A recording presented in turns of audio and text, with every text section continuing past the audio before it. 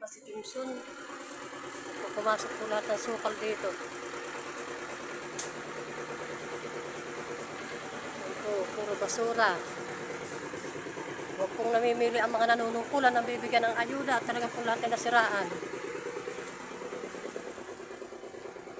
Ito po, panay banlik ang loob ng bahay.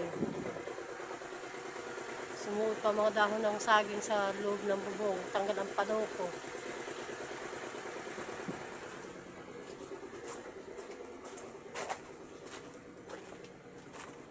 Yan po, puro sukal.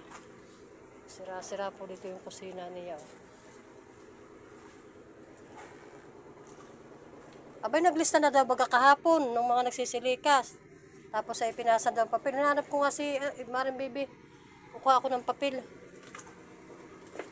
Yan dapat ay sa dagat anak dalahin. Yung mantil na iyan, dun isasawsaw. Talagang napakahirap na maglinis. Yung kurtinang itanggalin mo na.